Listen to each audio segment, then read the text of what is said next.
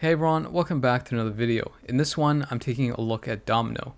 I think that she is probably one of the characters that fell a little bit under everyone's radar or was a bit overlooked because Cable was the predominant PvE character for the update and Strife the one for PvP. With the latest uniform, Domino's kit got stacked up with PvP abilities and actually became quite good for Alliance Conquest, where she previously just wasn't used for anything. Her PvE performance isn't nearly as good, especially for the endgame modes like high stages of World Boss Legend or things like ABX or ABL, but is actually quite solid in things like World Boss Ultimate, high stages of Shadowland, and even some of the lower stages of World Boss Legend. All the testing that you see is done without a damage proc and with a mighty CTP of authority. As I mentioned before, the character is pretty solid in the lower stages of World Boss Legend, so on stage 9 of Null without a leadership or support, and again, no damage proc, she was able to complete the entire stage in roughly 80 seconds, which is quite good. However, once I did the stage 29 test under the same conditions, the character's performance dropped off drastically,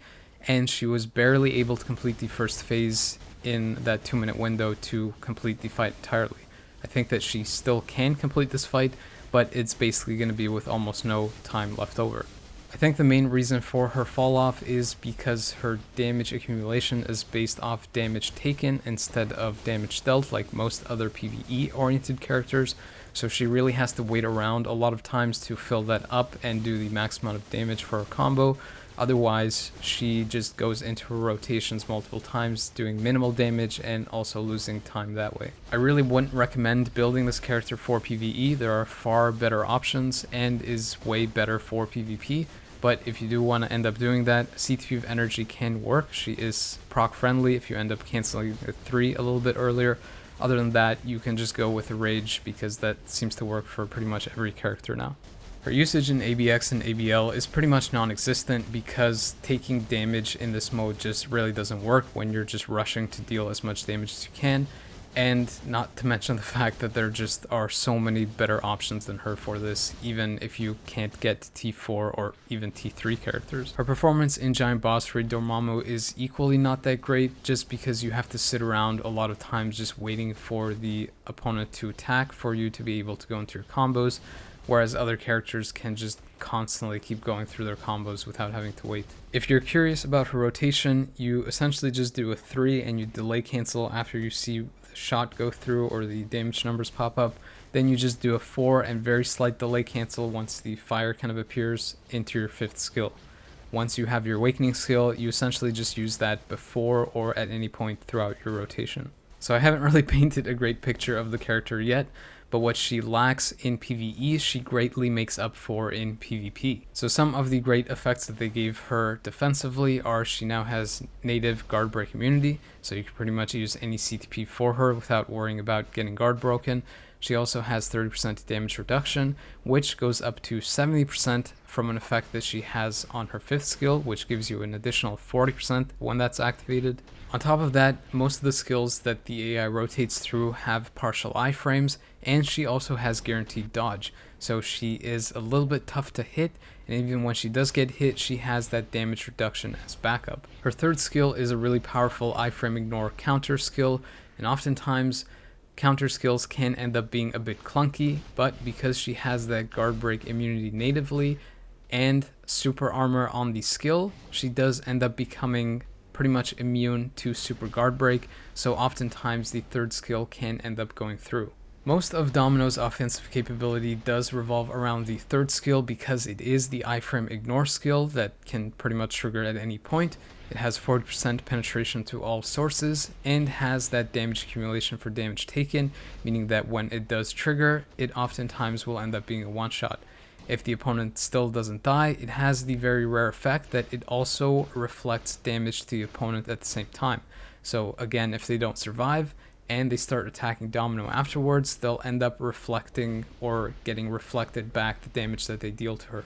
Another important thing to note is that the 3rd skill as well as the 2nd and 5th have super guard break on them, so Again, if the opponent doesn't end up dying from the one shot or even from the reflect, she has some lockdown so that she can get that skill back off cooldown and end up just depleting the opponent's health that way. Her offense isn't just limited to the third skill though. The fourth and fifth both deal a good amount of damage and have lingering AoE effects, and the fifth primarily also has a 100% damage increase on it, so oftentimes that can also end up taking out the opponent. You can clearly see from these clips that the character is definitely good in PvP. Even at level 70, she can take out multiple meta T4 characters and potentially even win against them entirely. As I mentioned earlier, you can essentially use any kind of CTP for the character, but the one that I went with was a CTP of Authority with the Steel proc. That's the one that I would mostly recommend to players, because I noticed that her AI rotation typically goes into the third skill and then follows up with the fifth skill. So when she uses that fifth skill, you'll end up going to around 70% damage reduction, and with the Steel effect, even at the Mighty level, you can get that additional 30% and cap out around 100%. This usually works very effectively with Reflect, since the opponent will not be able to kill you and your damage is reflected back to them.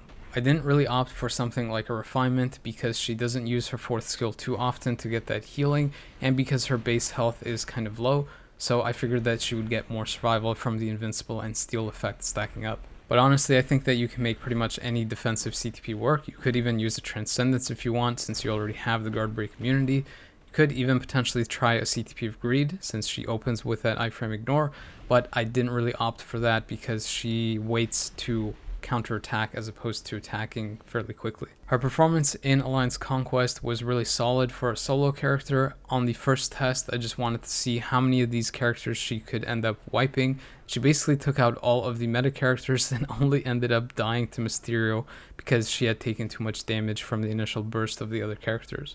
For the second test, I took her up against characters I knew she'd likely win against. So versus Doom, he has that slow fifth skill start, which allows Domino to go into her third skill, accumulate damage, and then one-shot him. And then versus Emma, Domino has that type advantage, being a speed over the blast character, and she also has Reflect, similar to Emma too. Don't forget that the character is an awakened one, so once you end up winning the first fight, she will end up nuking the second team. This third test is a tougher variation of the previous. This time it's facing off versus Magic instead of Emma. I wanted to see if she could survive against Magic and the Immortality effect, especially when she is boosted by Wong and Doom is also powered up by his effect. Not to mention that Wong also has an iframe ignore and can potentially attack and whittle down Domino at the same time. As you can obviously see from the clip, she does end up soloing this, even with a subpar leadership and support. This last test is a more functional one, using the character on a more realistic team. In this case, it was a Reflect-based team to counter opponents who are susceptible to it. So Destroyer is there to limit the amount of damage that Domino takes by reflecting damage quickly to the opponent to be able to kill them.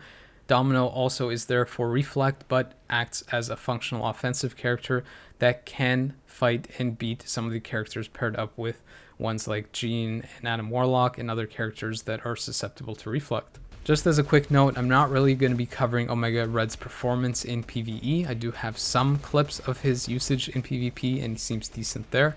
He also seems good in PvE. I was able to take out a stage 100 of Shadowland without a build and on auto just at T2, but I think that's attributed to the all defense down that ignores immunity he has that goes up to 60%, and he does have a good chunk of damage increase or buffs through his skills. What I found more interesting was his performance in PvP. Even though he doesn't have any of the top end PvP effects like Super Guard Break and iframe ignore, does have high base health, which is boosted even further by 35% from his passive, and he also has that passive healing when he's under 99% health. He also has super armor, and his AI usually goes into the fourth skill first, giving him a 50% attack increase and a partial iframe, and then often goes into the fifth skill, which is also partial iframe, gives him 5 seconds of invincible and another 55% attack increase across all of his skills. This often makes him pretty hard to hit and somewhat tanky for a T2, and deals a good amount of damage from that 105% increase to attack across all of his skills. You can get an idea of what I'm talking about in this particular clip. Even at T2, the character was able to beat this fight against T3s, a native even, and a character with Immortal. and I only had a 4-second invincible obelisk on a purple one that doesn't even activate every 10 seconds or so. If you do want to end up building the character for Alliance Conquest, I think anything with invincible and some guard break immunity would be nice.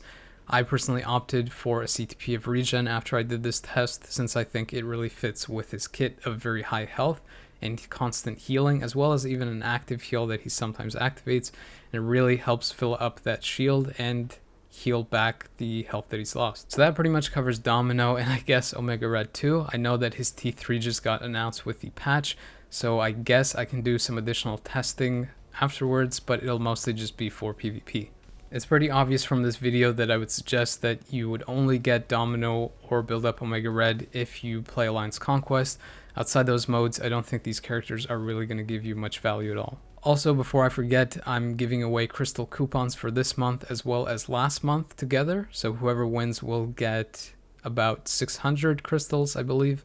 So if you do want to participate in that, make sure to join my Discord channel and then leave a comment on this video with your Discord name and whatever else you want to say, so that I know how to contact you on Discord if you do end up winning. If you didn't already know, you can find the link to that Discord channel in this video description. Don't forget to do all the other fun stuff too, liking, subscribing, and maybe sharing the video with others. As always, I appreciate people taking the time to watch these, so thank you, but the video is now over.